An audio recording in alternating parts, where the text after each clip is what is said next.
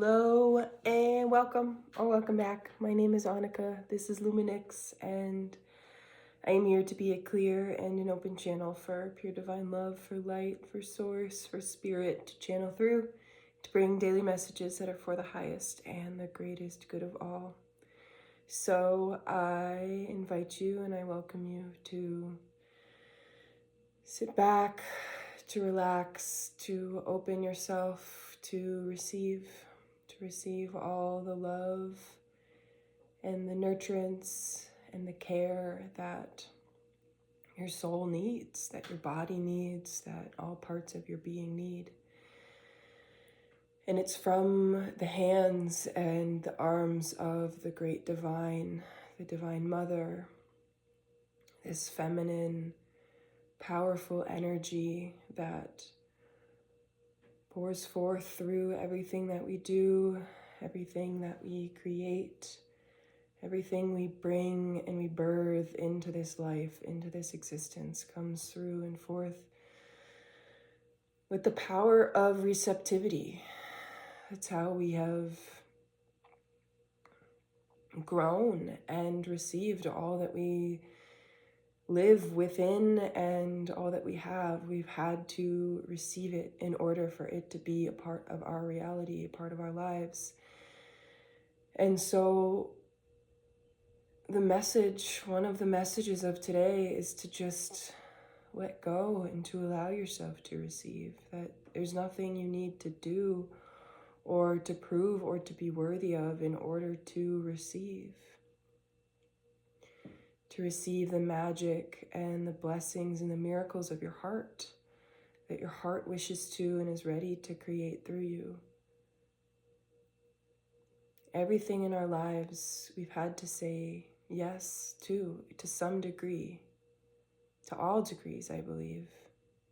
Even from the time that we were born, we chose this life. We chose the life that we live.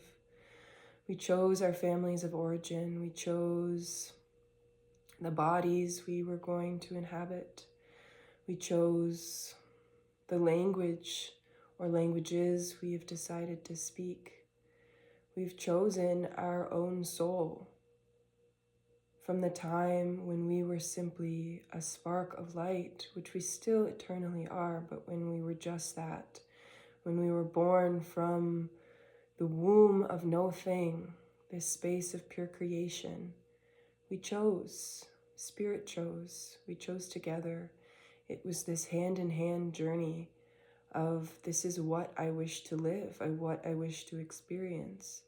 And so we came down and we incarnated and we chose everything in our lives. And in order to live it, we'd had to receive it. And so the opportunity now is to just let go, to relax back and to receive, even if what comes forth and through is something you may not be too fond of. Then we get to the space of curiosity and say, why not? What would I like to have in this place instead? And so we can say no. We can open and we can receive the blessings and then say, I'd like something different. And then we let it go and we allow that something different to come and to fall into place. But we do not need to rush or to hide or to fight against anything it is that we receive or that we see or that we feel or that we know coming forth into our reality. We need not struggle against it or for it. It's simply ease and it's effortless. And the more that we remain in this space of ease, of effortless flow, the easier it is in order to decide to make grounded and strong and aligned decisions that truly serve us and uplift us. And it need not be anything difficult or hard. It's just something comes in, we see it. Do we like it? Yes or no? All right, if no, what would I like it to be instead? And we send out that prayer and we ask for what we wish not to be there, to be released from us. And If it's a yes, then it's a yes. And that's full, and that's clear, and that's bright. And we allow that to be what guides and creates our lives and our realities. And sometimes we can get curious as to what our motivations are behind the things that we do want. And always checking in, is it from the heart? Is it from the heart? Because when we create from the heart, we create from a place that's for the benefit and the highest good of all. We create and we choose and we decide because we are the masters of our reality. We are the creators and the alchemists and the divine channels of our lives and of our realities. And no one else can do it for us. Only we can. Only we can. And it's a gift. It's a gift to be able to be the ones in charge of our lives, to be the ones deciding what it is that we create, what it is that we do, what it is that we say yes and what we say no to. It's a gift because then our lives become our decision, our unique decision. And sometimes there are things that have already been decided, some things that are already been set.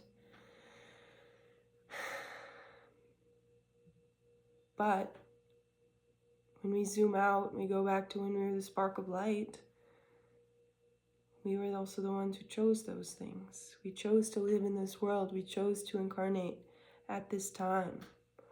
We chose to receive and be guided and to be blessed and brought forth and helped and held and nurtured and cared for. And all these things, we've chosen all these things. And so we can just surrender. We can just let go. We can just allow ourselves to open and to receive. And it need not be difficult or a struggle or hard. It's just effortless. And it's magical. And it feels safe. And sometimes it does feel like a ramble. But sometimes when we ramble onward, the point gets across clearer, deeper into the soul. Because the space of peace has opened up. Because there's that somewhat subconscious space of relaxing when there are just words being spilled forth and brought through, and it's this like natural, effortless space of open receptivity and relaxing. It's not hard or difficult, and we can trust ourselves and our words and our power and our voice and our path, and only you know your path. Only you in spirit and your guides. Even if others around may have the ideas and the advice and the perceptions that they do, only you truly know. Only you truly know. So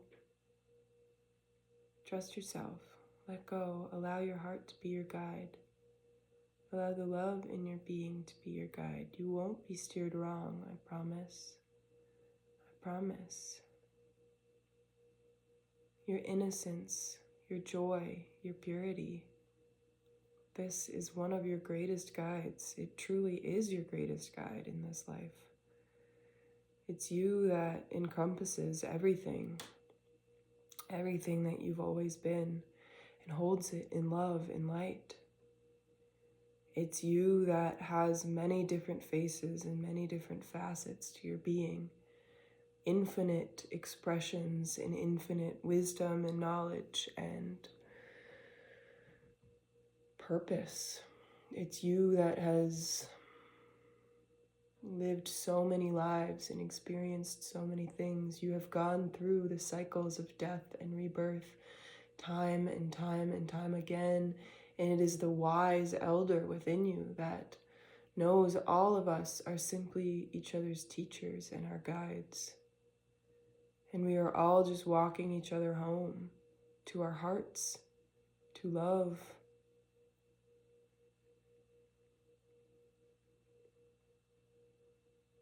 Every single part of you is magical and beautiful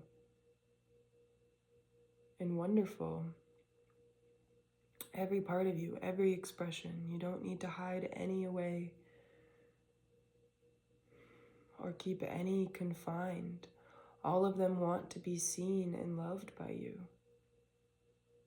Every part of you, every expression, every voice. It's as if there's a whole classroom full of kids or children or people, and all of them are different. All of them have different natural tendencies and ways of being and expressing and showing up. And all of them need different things too. But all of them are still equal and perfect and beautiful and pure and of the divine. All of it is of the divine, of love. And each of them do need different things. But none of them is better or worse than the other. None of them is better or worse than the other.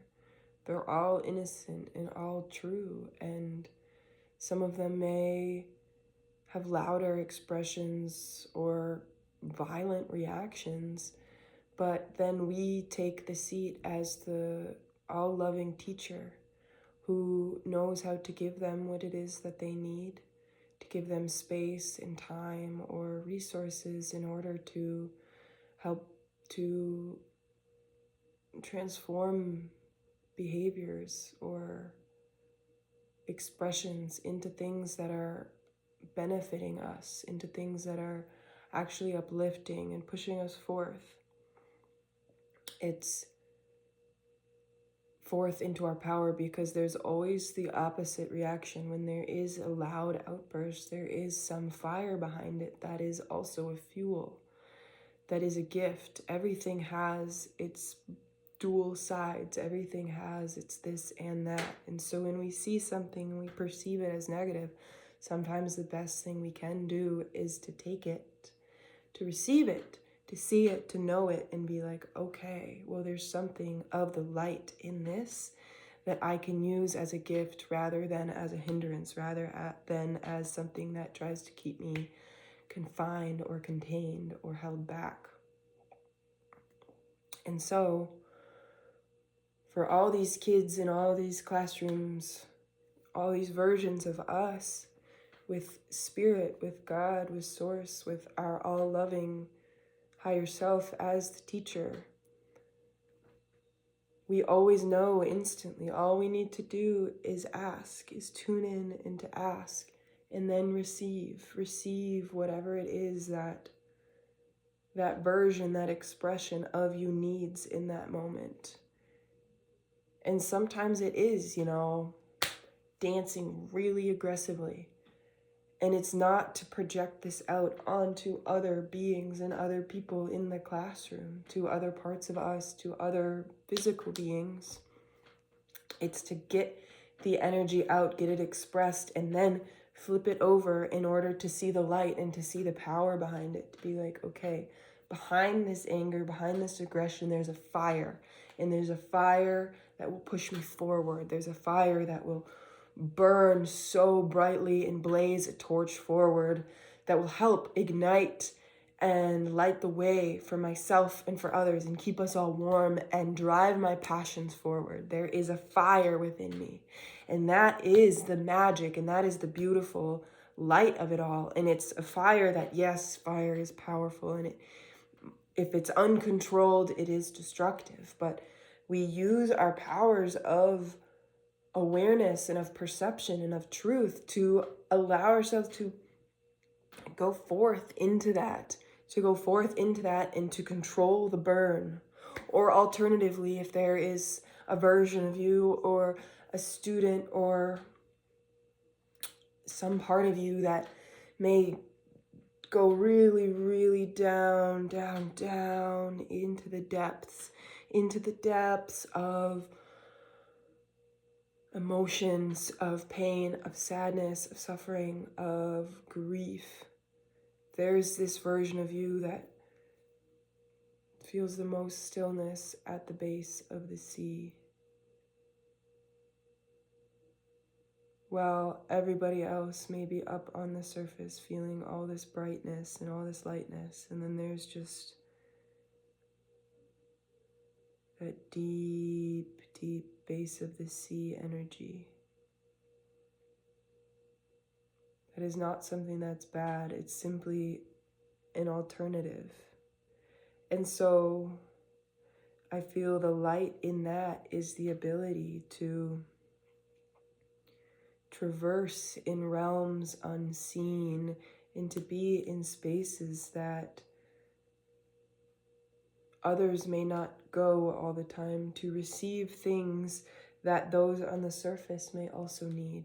So it's learning how to go into the depths of these seas to receive the magic and the miracles and the blessings from down below. Anything that may have been lost down there, there is an ability to swim, to bring it up to the surface and to be received, to receive the magic of what's up here.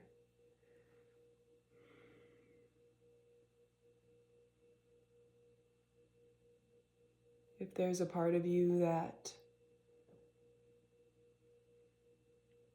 feels envious or full of greed, jealous, the alternative is this power within you that is able to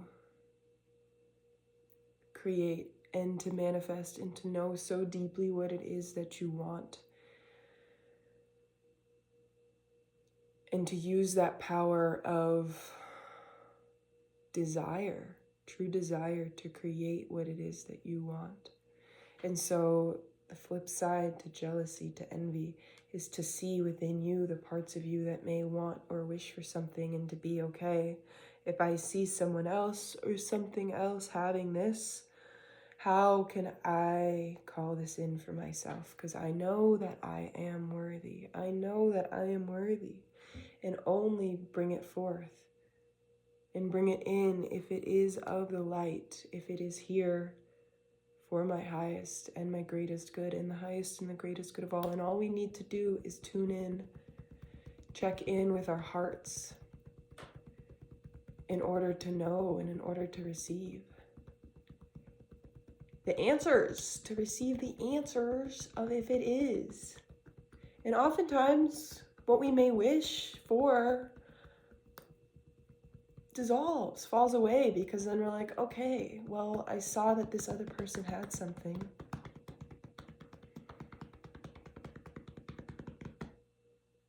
That I thought I wanted. But now I have a perception and an idea of something else that's ever more perfectly fit for me. Perfectly designed, like the puzzle pieces of our soul. It's perfectly fit for me. I saw what they had. And I wanted it. But it's because there was some part of me that wanted this part of my soul to click into place with the great puzzle piece. I wanted this part of me to click into place. And it's not through what they have, but maybe it's a mirrored reflection of what I truly want. And we can't force anything to fit. And we're not here to do that. We're here to let go, to open, and to receive what is unique and what is magical and what is truly aligned and blessed for us. We're not here to force anything. We're just here to open and to receive. And what's meant for us will always come forth. It will always come forth. Always. What's truly meant for you will always come forth to you. And so it's one of those things where we see that thing, we're like, I want that. But then it's like, wait. I see that because there's part of me that knows what I can have. And then when we let go and we relax into that space of receptivity, we're like, okay. There's something in that I wanted, but instead what I want is what's perfectly aligned and perfectly fit for me. What's perfectly aligned and perfectly fit for me only. And we open and we receive, and that comes forth. That comes forth so magically, so effortlessly, so perfectly. And then one more example. Let's say there's a student, there's a version of us, there's someone that seems to know all these things, that I'm seeing they're glowing purple, and they seem to know all these things, and everyone around is either drawn forth or pulled away because they seem to have all these ideas and all these perceptions and all this awareness that maybe everybody else doesn't have. Everybody has it.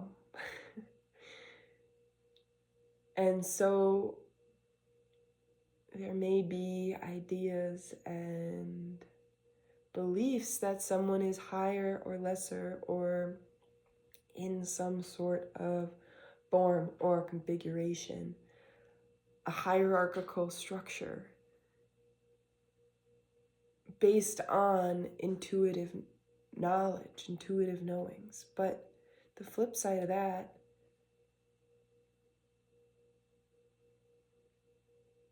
is there is no real hierarchy. What am I saying here?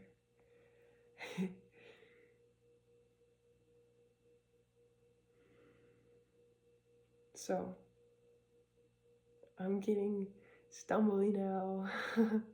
What am I saying? What am I saying?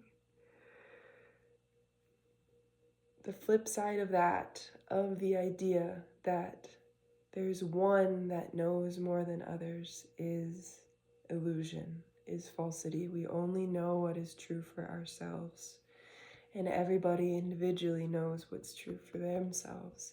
And sometimes our truths overlap and cross over and intertwine, and we can feel that and we can know that. And that's just sensed and that's just understood because it comes through the light. And when we feel it through the light, we know and we feel. But that doesn't mean that we know more than others, or that it's safe, or that it's okay to project these painful or hateful things onto others. We can feel and we can know when it's of the light because it moves forth through our beings, and we can feel as we align and as we center and as we totally match up with others that are also living in that space. And that, because sometimes the light within us literally triggers the light in someone else and it turns it on. It turns it on, and then all of a sudden they are lit up, just as we are sometimes when other people come in. And so in the classroom setting, when there's a child or a being that seems to know all these things and have the web already all figured out, and some students may be like, what the heck? How is that going on? How is that possible? The flip side of that is that it's only just intuitive knowledge. It's only just intuitive knowing. I'm like, what am I saying right now? What am I trying to speak? I feel like there is parts of me that are a little locked up within this example, within this belief, because I feel as though there are parts of me that feel like this student, and then also parts of me that feel like the other kids in the classroom that are like, how can this one person, example, someone that I know, I feel like can see really deeply into my soul. And I'm like, how do they know all this stuff? And maybe if I just, how do they know more? And it's like kind of frustrating because I'm like, how do they know more than I do?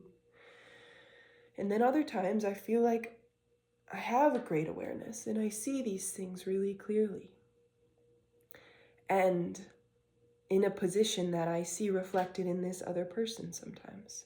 And it's both and. But then when I go to this space of how do they know more than I do? I believe, I know that sometimes people can just see parts of us that maybe our conscious mind has not yet seen yet, but it doesn't mean that they know more about us than we know about us. And when we stay rooted and grounded within our own truths, our own connection to light, We know that light is what brings the information. Light is what brings the truth forward to us. Only light. And so when we're tuned into this light, then we do sometimes have that extra perception, that extra sensory perception where we can see and we can feel and we can know all these things. But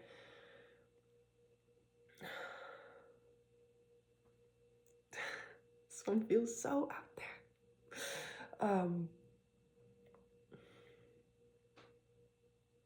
When it travels on light, we know it's truth. When it travels through light, we know it's truth. And so we can tune in and we can see and we can feel and we can receive and perceive, but that does not mean that we know more than others. That does not mean that we have more than others, for we are all equal in this whole game. And all of us have different things that we are here to share and to feed and to weave into each other and one another. And I believe the great teacher, the great master in this scenario would hold this space and bring the reminder of this, that all beings are perfect and equal and essential. And the ease in which we can let go of hierarchical systems, even the idea of a teacher at the head of the classroom and all others needing to follow, can be let go of. It's seeing all beings as perfect, as equal, as beautiful, strong, capable, as equal. I think I need to go. Okay, I love you. I'll see you tomorrow. This one was interesting. Yeah, I love you. Bye.